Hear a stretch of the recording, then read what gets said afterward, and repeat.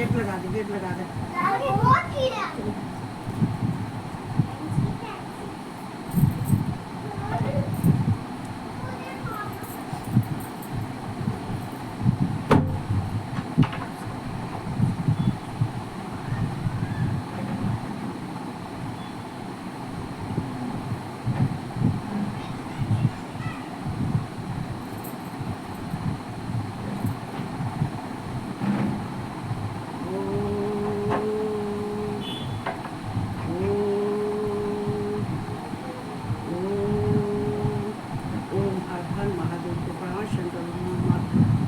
पार्वती को प्रणाम, गणेश भगवान गुरुदेव को प्रणाम, माँ सरस्वती को प्रणाम, अपने माता पिता को प्रणाम और सभी को राधे राधे।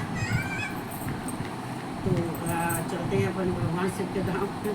तो कहते हैं कि भगवान शिव जो मुझको भजता है, जो मुझे मेरा भजन करता है या मुझसे प्यार करता है या मुझको आह्वान करके अपने घर बुलाता है, अपने पास बुलाता है, तो वो रहने के लिए तो भगवान शिव कण कण में विराजमान है। लेकिन जो आनंद तो तभी आता है जब भगवान शिव को सब आह्वान से बुलाते हैं, किसी देवता को सबको जब हम आह्वान से बुलाते हैं तो वो और ही कुछ आनंद होता है। तो मैं भगवान शिव से प्रार्थना करती आए और बस मेरे मार्गों को साफ करे, कोई मार्ग अवरुद्ध न हो, और जो कुछ भी बोलूँ मैं अच्छा बोलूँ, ऐसा बोलूँ जो सबके मन को भाए। और मैं क्या बोलती हूँ, ये तो भगवान शिव ही मुझे कहते हैं, यही बुद्धि देंगे, ये ज्ञान देंगे, ये ही सब कुछ है। तो हम चलते हैं भगवान शिव के धाम।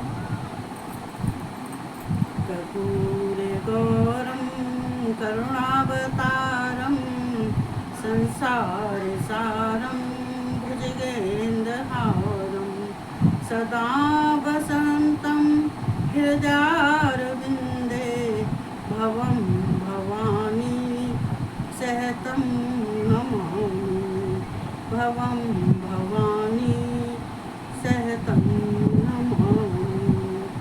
ओम माँ पार्वती, शिव शंकर भोलेनाथ को प्रणाम, कार्तिकेय गणेश, माँ पार्वती, माँ जगदम्बा, भोलेनाथ के दोनों पुत्रों को प्रणाम करती हूँ, नंदी को प्रणाम करती हूँ, और ब्रह्मांड के जितने भी हैं देव, मैं उन सबको प्रणाम करती हूँ।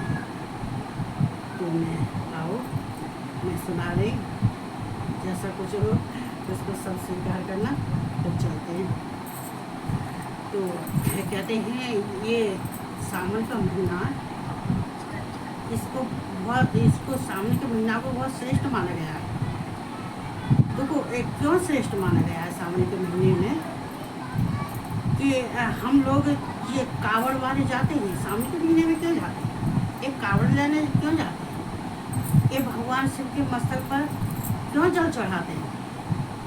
तो ये तो बहुत वैसे रहस्यमयी बात है, लेकिन इसको समझने के लिए हमें थोड़ा सा ही ज्ञान की आवश्यकता है, चूँकि इसमें कोई अलग से बात नहीं है।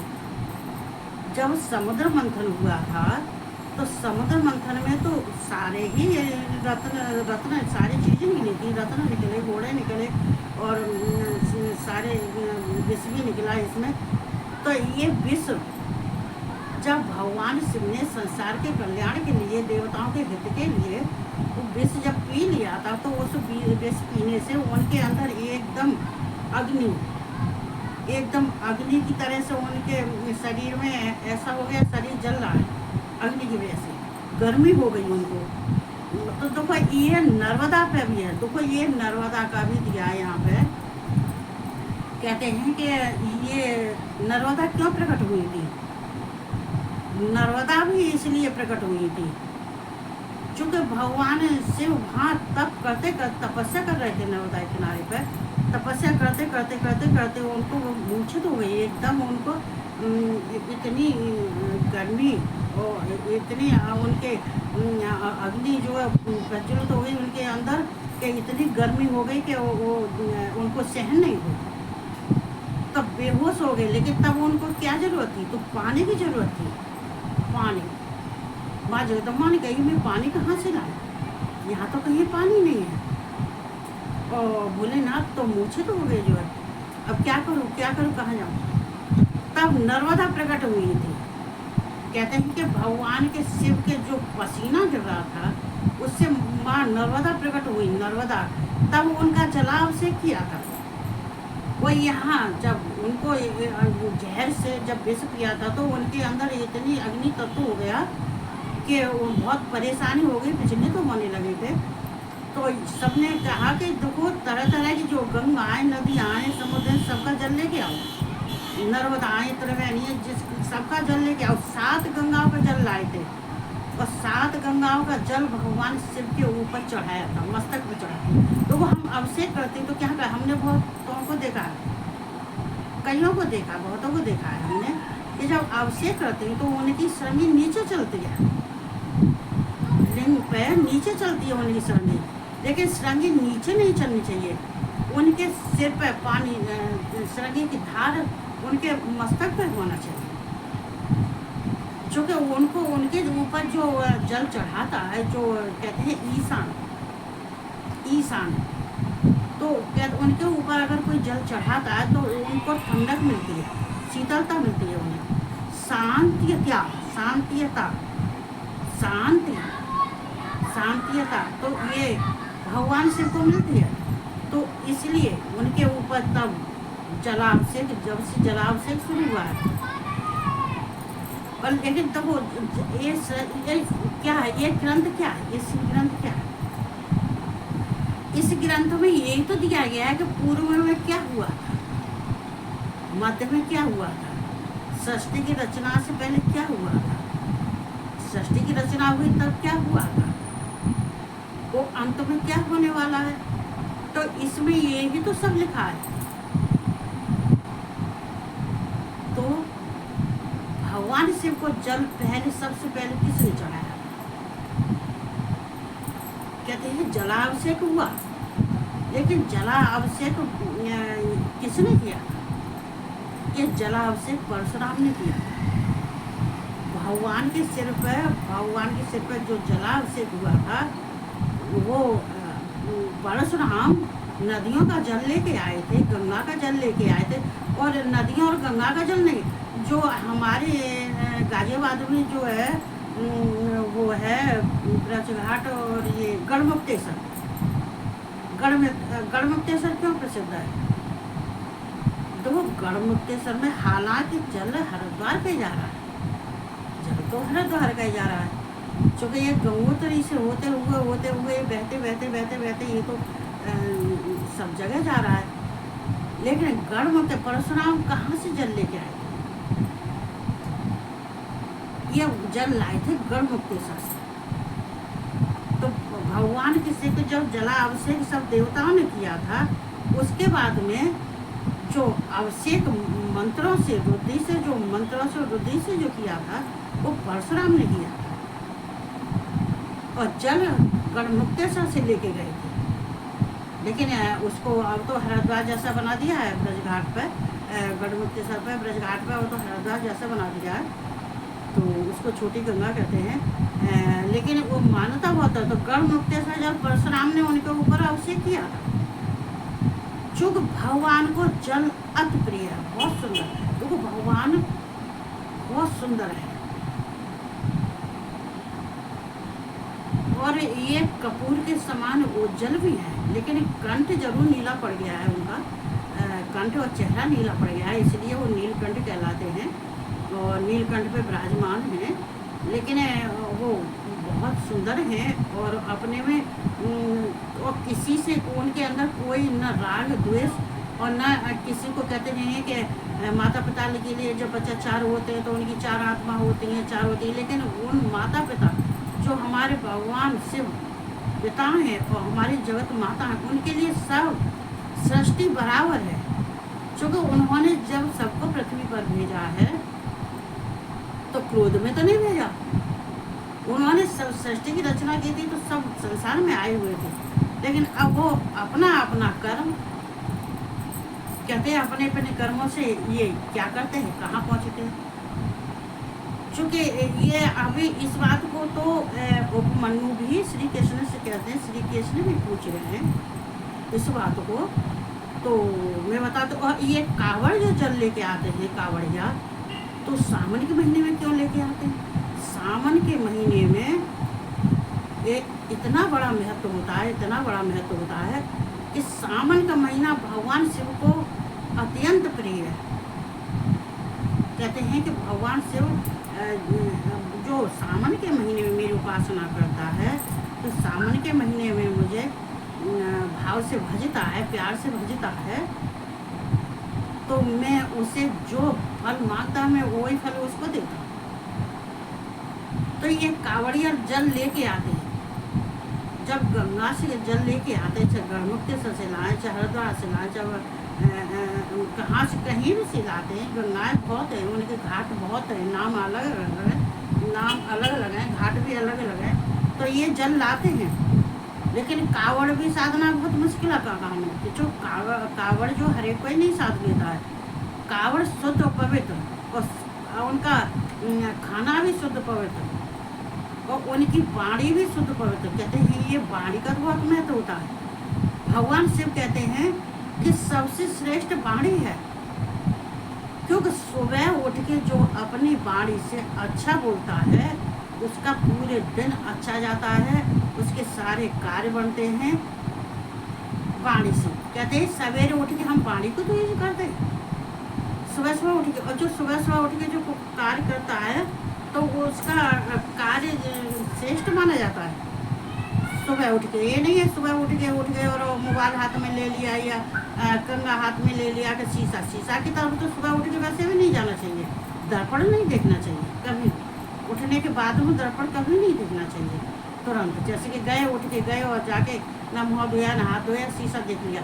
ये ही तो कहते, तो वो मनुष्य के जीवन में ये छोटे छोटे रहस्य, छोटी छोटी बातें, ये छोटे छोटे काम बहुत परेशानियों में पड़ जाते, बहुत बड़ी बड़ी परेशानियां हो जाती हैं। छोटे छोटे नियम न साधने से बड़ी बड़ी परेशानियां सामने आती हैं। तो ये भगवान, और इतना ही तो ये कावड़िया जल ला के भगवान के ऊपर चढ़ाते, भगवान शिव के ऊपर चढ़ाते। क्यों? उनके जितनी ही दरिद्रता होती है सब दूर हो जाती है, सारे रोग दूर। कहता है औषधम द्वितीयम, कहते हैं औषध प्रातः स्मराम। तो ये जो है जो प्रातः स्मराम, जो प्रातः है उठ के भगवान का ध्यान करता है, जो भगवान शिव का अभिषेक जलाभिषेक करते हैं, जो कावड़िया लाते हैं जलते, तो उनके कभी घर में कभी किसी की अकाल मृत्यु नहीं होती है जल उनके ऊपर छोड़ने से। और उनको भगवान शिव यहाँ तक भी कहते हैं कि जो मुझे सावन के महीने में कावड़ से लाके जल छोड़ता है, तो मैं उसको चाहे वो मेरा भजन करे या ना करे, पूजा करे ना करे, मैं उसको मोक्ष देता हूँ, मैं उसको अपने सानिध्य देता हूँ, अपना साहित्य देता हूँ। क्योंकि ये कावड़ कौन लाया था? सबसे ये कावड़ की प्रथा कैसे चली थी? चूंकि कंधों पर धर के वो जल लाते हैं, तो एक कावड़ की प्रथा कैसे चली थी? तो वो हर एक चीज के नियम है, हर एक चीज के वो है। जो अभी बताऊंगी तो उपमन्यु क्या पूछे थे, कृष्ण उपमन्यु से क्या पूछते हैं, तो कावड़ इसलिए लाते हैं कि सावन के महीने में जो श्रवण कुमार थे, सावन के महीने में अपने अंधे माता पिता को कावड़ उन्होंने बनाई थी, उन्होंने डंडे की कावड़ बनाई थी, दोनों तरफ उन्होंने कावड़ का पलड़ा सा बनाया था और कंधे पर रखा था रस्सी बांध के। तो अपने माता पिता को, अंधे माता पिता थे, तो उनको दर्शन कराने गए थे। तो उनको जब दर्शन कराने गए थे अंधे माता पिता को, तो कहाँ रख के ले गए थे? कावड़ और गंगा स्नान, और जाकर उन्होंने गंगा हरिद्वार में उनको स्नान कराया। उनका मन थे कि बेटा हम अंधे हैं और हम हरिद्वार जा नहीं सकते, और हमें हरिद्वार हर की पैर, कहते हैं कि हरिद्वार हरि का द्वार। तो वहाँ से जो नहाते हैं तो कहते हैं कि तर जाते हैं। तो बेटा सावन के महीने में जो ऐसे उपाय करता है, जो नियम साधता है, जो भगवान शिव की आराधना करता है, से कहते हैं उनके जटाओं से जो गंगा निकली है उनसे अगर उन जटाओं की गंगाओं में जाके जो स्नान करता है, जो धारा बह रही है हरिद्वार में, तो मैं वहाँ स्नान करना चाहती हूँ।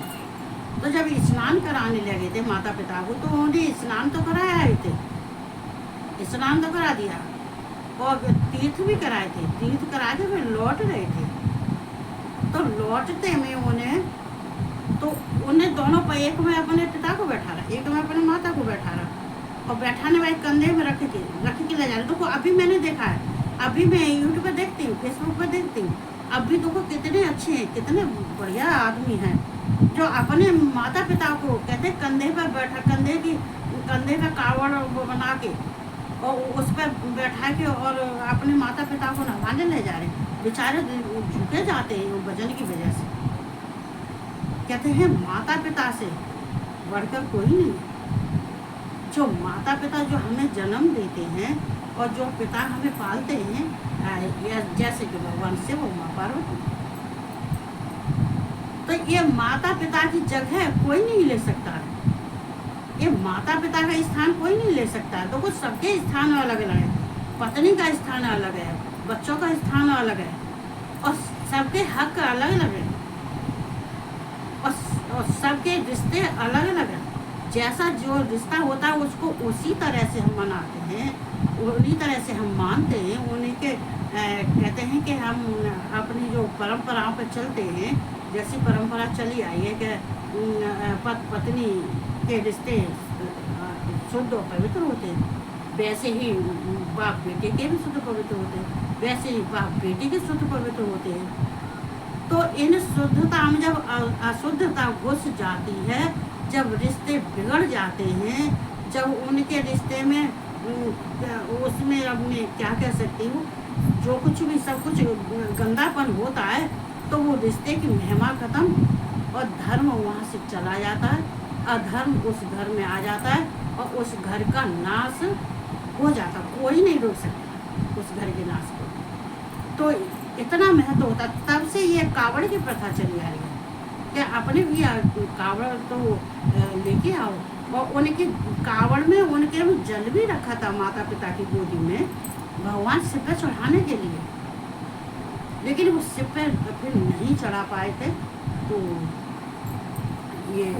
तो इसलिए ये तब से ये कावड़ की प्रथा चली आई है। तो यहाँ कृष्ण उपमन्यु से पूछ रहे हैं कि उपमन्यु कि ये एक काम्य व्रत तो तुमने सुना दिया, एक काम्य व्रत तो सब सिद्ध कर लेते हैं, जो क्रियाओं को काम्य व्रत होता है, जो हम व्रत रखते हैं, जो कार्य करते हैं, जो क्रिया करते हैं भगवान शिव के लिए, वो तो आपने मंत्र बता दिए, वो तो आपने सारी वेद बता दी।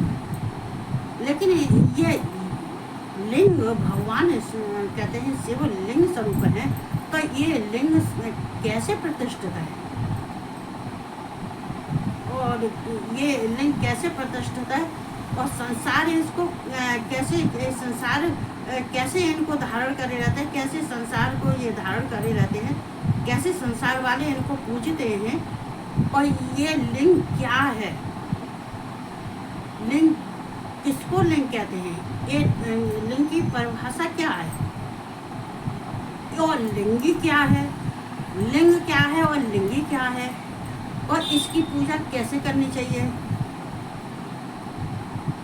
तो ये तो यहाँ ये तो हम सबसे कहते हैं।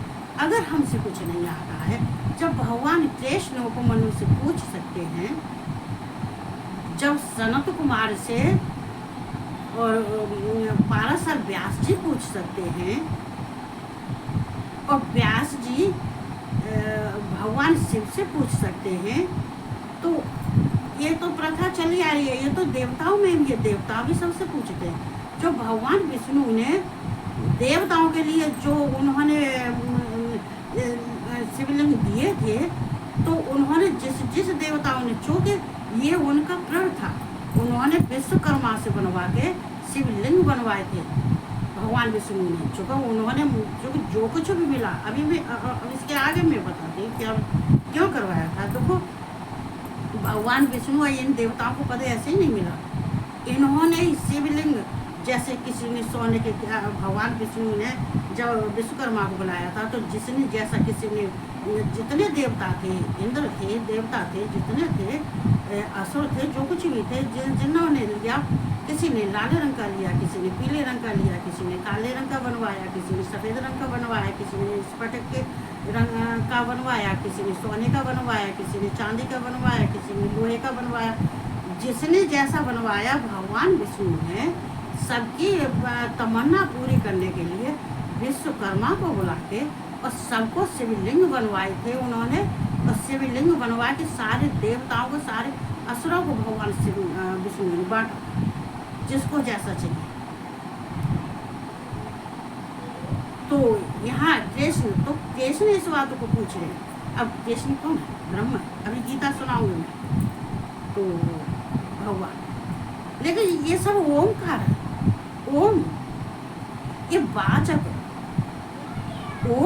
ओम से कहते हैं ये ब्रह्म क्या है? ओम,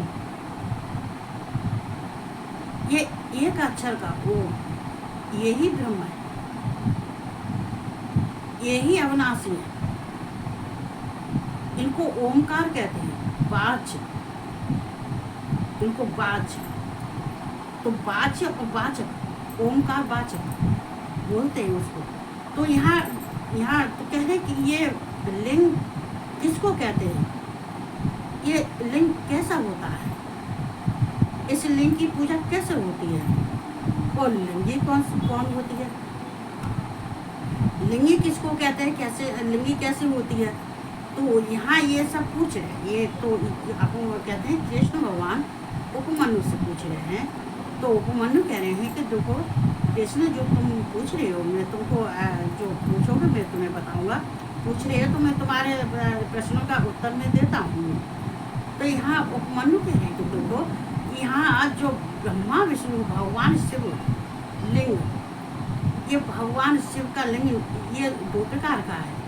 ये निराकार है और साकार भी है। जो हम निराकार की पूजा करते हैं उसको लिंग कहते हैं, और जो इसको लिंग को ही, जब लिंग को हम स्थान देते हैं, जब स्थापित करते हैं, तो लिंगी कौन है? इस शिव, ये लिंग कौन है? इस शिव स्वरूप, इस शिव का रूप है लिंग, भगवान शिव का रूप है। और लिंगी माँ देवी पार्वती, मतलब वो हाथ पे जब लिए रहती हैं, हाथ पे रखे थे उन्होंने, चूँकि ये इतना भारी हो गया था, जे उसमें दिया है जो है, जो वन में जो का शिवलिंग लेके गए थे, तो पार्वती की सहेली थी, वो किस्सा ने ज़्यादा कथा ने ज़्यादा पड़ी है। लेकिन जब भगवान शिव को नहीं साधा गया था, जब ब्रह्मा भी परेशान, विष्णु भी परेशान, और वो लिंग पाताल से लेके, पृथ्वी से लेके, आकाश से लेके, चारों दिशाओं से लेके घूमता ही रहा। तब भगवान शिव, तब ब्रह्मा बहुत दुखी हुए, विष्णु देवता दुखी हुए, तो कहे कि इस लिंग को कोई नहीं साध सकता है, इस लिंग को शिवा ही साध सकती है, मतलब माँ पार्वती ही इस लिंग को साध सकती है। तब माँ पार्वती के पास सारे देवता गए, उनसे प्रार्थना की, प्रार्थना करके फिर उन्होंने उस लिंग को अपने हाथ में लिया। माँ पार्वती ने हाथ में आते ही वो लिंग वहीं के वहीं स्थापित हो गया। देखो, शक्ति के बिना शिव अधूरे, और शिव के बिना शक्ति अधूरी है। देखो, यहाँ दो की जो शक्ति होती है, वो जॉइंट शक्ति होती है, वो निरालय कार्य करती है।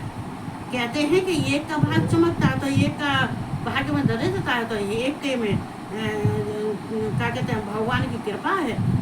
तो कहते हैं कि जब भगवान की कृपा बरसती है तो दरिद्रता को दूर करती है।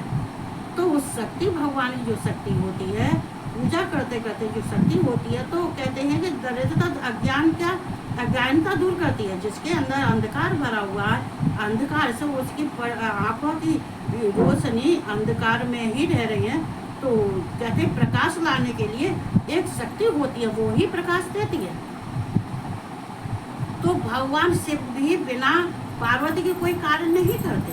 तो यहाँ कह रहे हैं, उपमन्यु कह रहे हैं कि यदुनंदन भगवान कृष्ण हम आपको बता रहे हैं कि देखो उनको बिना पार्वती की आज्ञा के बिन तो भगवान शिव कुछ कर ही नहीं सकते, उनकी आज्ञा से सारे करते हैं। चूँकि भगवान शिव ये लिंग क्या है, तो ये लिंग कहते हैं ये माँ पार्वती को साध लिया, तो ये लिंग, और लिंग संसार में प्रतिष्ठित है। कहते हैं संसार भी लिंग में ही प्रतिष्ठित है, और संसार भी ही लिंग से ही उत्पन्न हुआ। देखो लिंग से उत्पन्न कैसे हुआ सारा संसार, शिव से ही तो उत्पन्न हुआ। तो संसार शिव से ही लिंग से ही उत्पन्न हुआ है, और जो प्रतिष्ठा होती है, जिसको प्रतिष्ठा मिलती है, वो लिंग से ही प्रतिष्ठा मिलती है, और लिंग में से ही प्रतिष्ठा उसकी समा जाती है। कहते हैं कि जब प्रलय होता है, ये ब्रह्मा विष्णु रुद्र इंद्र महेश जितने भी हैं, इन्होंने ये लिंग से ही पद की प्राप्ति की है। बिना लिंग के तो उनका कोई पद प्राप्त होता ही नहीं है। तो यहाँ उपमन्यु बता रहे हैं कि लिंग से ही इनको पद की प्राप्ति हुई है। जो ब्रह्मा विष्णु जो सृष्टि करता है, ब्रह्मा सृष्टि करता है। वो जब नारायण जल में सो रहे थे, तो ब्रह्मा कहाँ से ये, चूँकि जब इनकी उत्पत्ति हुई है, तो ये ब्रह्मा और विष्णु ही से पहले हुई है। जब ब्रह्मा और विष्णु की हुई थी, उसके बाद में ही तो सारे देवताओं की उत्पत्ति हुई है। किससे हुई है? लिंग से। जो लिंग कहते हैं, तो भगवान शिव कहते हैं कि जिसको सिद्धि प्राप्त करनी है, जिसको मोक्ष पाना है, और जिसको अगर उसके अपने पितरों का, अपने घर का, सबका उद्धार करना है, तो लिंग से बढ़ के कोई पूजा नहीं है, और ना ही कोई अनुष्ठान है, और ना ही किसी को मोक्ष मिलेगा, कुछ नहीं मिलेगा। और भगवान कृष्ण भी तो ओम में ही है, ब्रह्म है। लेकिन यहाँ तो वो इसलिए पूछ रहे कि ये तो सबके पिता हैं, ये तो विष्णु के भी पिता है। अरे त्रेता में जो उत्पन्न हुए राम, और द्वापर में जब कृष्ण उत्पन्न हुए, तो राम के जाने के बाद में फिर भगवान विष्णु ने वो ही अपना रूप धारण कर लिया, जो उनका सतयुग में था। तो वो ही सतयुग के विष्णु, और त्रेता के राम, और द्वापर के कृष्ण। तो ये सब आए कहाँ से? भगवान शिव से ही सबकी उत्पत्ति हुई है, माँ जगदम्बा से ही सबकी उत्पत्ति हुई है। ये क्या है? कहते हैं मूल। ये मूल क्या है? ये मूल, ये लिंग है नहीं है, ये ही मूल है।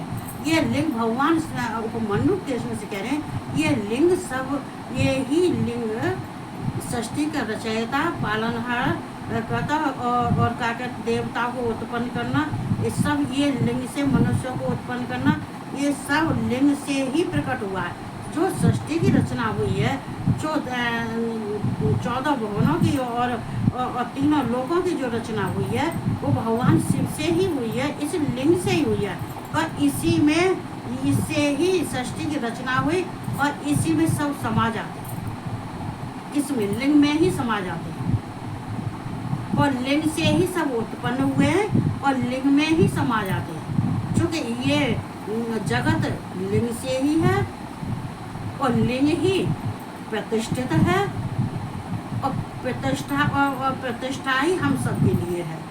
तो जब प्रतिष्ठा हम सबके लिए है, तो किससे है? लिंग से। तो हम किसकी पूजा करनी चाहिए? लिंग की पूजा करनी चाहिए। चाहे मूर्ति की पूजा करो, मूर्ति की भी पूजा करो, शिवलिंग की पूजा करो, लेकिन जो निराकार है, जिनका कोई आकार ही नहीं है। अभी यहाँ आकार बताऊँ मुझे बहुत टाइम हो जाएगा, क्योंकि मुझे गीता भी सुन, बच्चे कहते हैं मम्मी ज़्यादा बड़ा नहीं उतरता है। तो यहाँ उपमन्यु कहते हैं, क्योंकि ब्रह्मा ने जब प्रकट हुए थे देवता, तो ब्रह्मा विष्णु के बाद में हुए थे, तो विष्णु शयन कर रहे थे। कहाँ? जल में। फिर ब्रह्मा उनके कमल नाथ से प्रकट हुए थे, लेकिन दोनों अनजान थे। वो एक दूसरे को कोई नहीं पहचानता था, एक दूसरे को नहीं पहचानते थे। लेकिन उनको तो ये भी नहीं मालूम हमारे पिता को। अच्छा, यहाँ पे एक बात और है कि यहाँ पर देखो, जहाँ पर सृष्टि की रचना या जो मन मंत्र के हिसाब से, युग के हिसाब से यहाँ सब वैसा ही बोला जाता है। कभी कहते हैं ब्रह्मा विष्णु के पुत्र हैं, कि विष्णु ब्रह्मा के पुत्र हैं, कि शिव ब्रह्मा के पुत्र हैं, कि ब्रह्मा शिव के पुत्र हैं। ये युग के हिसाब से यहाँ पर मन मंत्र और युग के हिसाब से इनका जो कथा कही जाती है वो बदलाव होता है और सृष्टि की रचना होती है। देखो, प्रलय होती रहती है। कहते हैं कि यहाँ भगवान शिव में ही ये बता रहे हैं, अभी उपमन्यु बता रहे हैं कृष्ण से, कि ये लिंग, ये इसी को लिंग कहते हैं जिससे संसार की रचना हुई है, जिसमें संसार जगत इसी से है।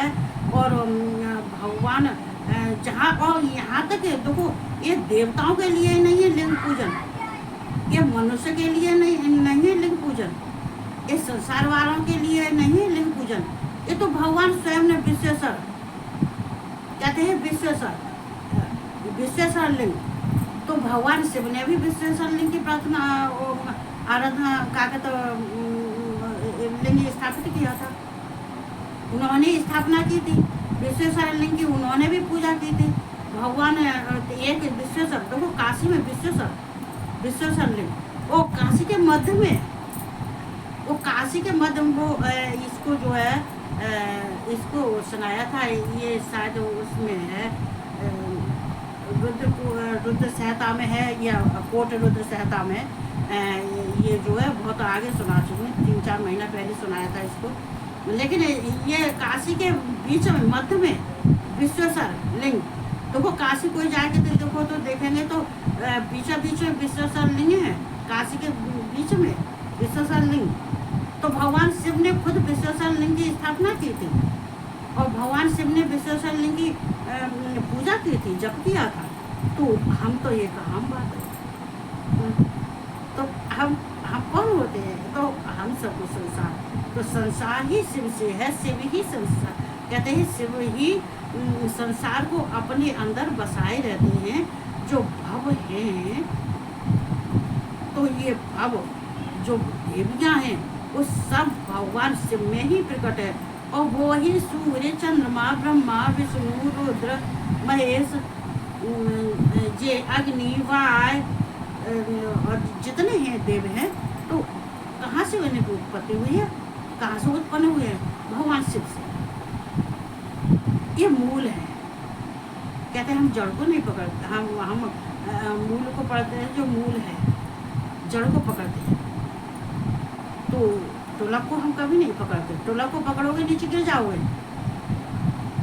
और अगर जड़ से नीचे से अगर हम लोग चढ़ते हैं, जो जड़ से ही चढ़ते हैं, तो देखो हमें भगवान शिव की आराधना करनी चाहिए, पूजा करनी चाहिए। जो कावड़िया जल लेके आते हैं, अगर हो सके तो कावड़िया से जल ले लो थोड़े से, चूँकि उनके वो जल जो कावड़िया जल लाते हैं, वो उस जल में भगवान शिव की बहुत ऊर्जा होती है, शक्ति होती है।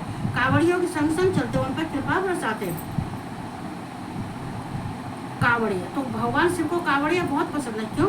परशुराम ने जल भगवान शिव के ऊपर चढ़ाया था, और जो श्रवण कुमार थे, तो कावड़ का तो वहीं से चला है, वहीं से नियम चला है। ये प्रथा हमारे पीछे से ये प्रथा पीछे से चली आ रही है, पीछे से, जो नहीं है कि आगे से, पीछे से। जो और जो अपनी प्रथाओं को के अनुसार कोई चलता है तो वो ही इंसान है। नहीं तो जो प्रथाओं पर नहीं चलता है, तो मैं उसको इंसान नहीं समझती, मैं नहीं समझती। अब कोई समझता हो तो समझता हो, क्योंकि अपने प्रथाओं का कभी उल्लंघन नहीं करना चाहिए। जिस संस्कार में, जिस प्रथाओं से हम चलना है, जो हमारे पूर्वज की जो प्रथा है, हम उन्हीं के अनुसार चल रहे हैं, हम वही काम कर रहे हैं, और करना चाहिए। कहते हैं कि सास पर देख के बहू करती है, बहू को देख के फिर आगे की पीढ़ियाँ करती हैं।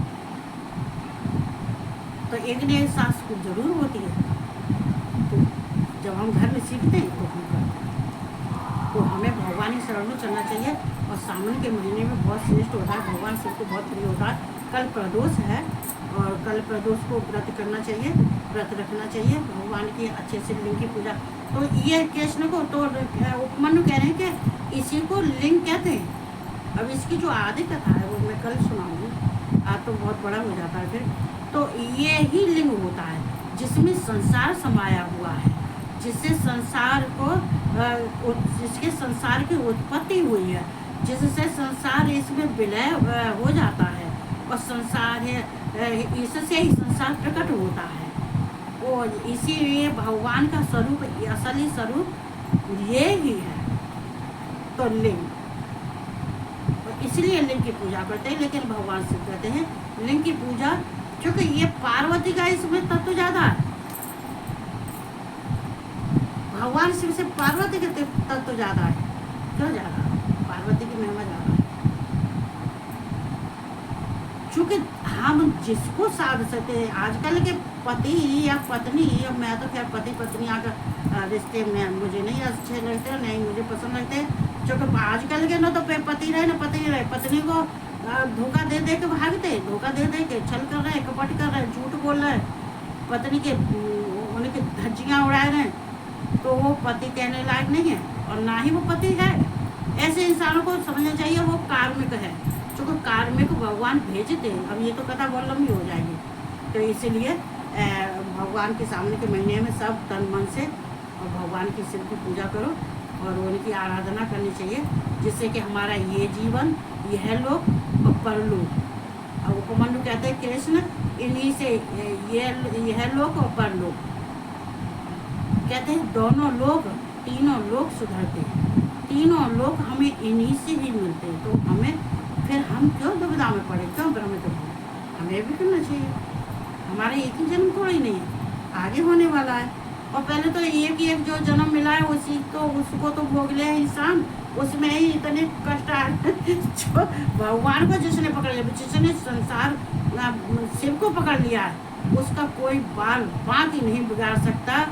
लाख उपाय करे, लाख कोशिश करे, जो को वो भगवान शिव ने अपने में उसको धारण कर रखा है, तो उसका तो कुछ कोई बिगाड़ नहीं। इसलिए भगवान शिव के आराधना करो, पूजा करो। इतने कहते ही बहुत बड़ा हो जाएगा।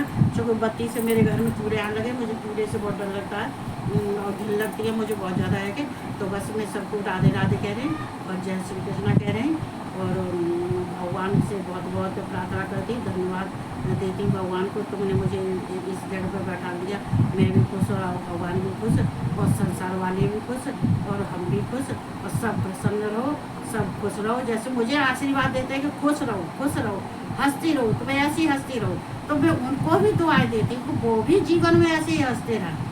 भगवान उनके कभी दुख नाम की चीज़ तो बहुत दूर है, कोई दुख के चिन्ह भी नहीं आना उनके पास में।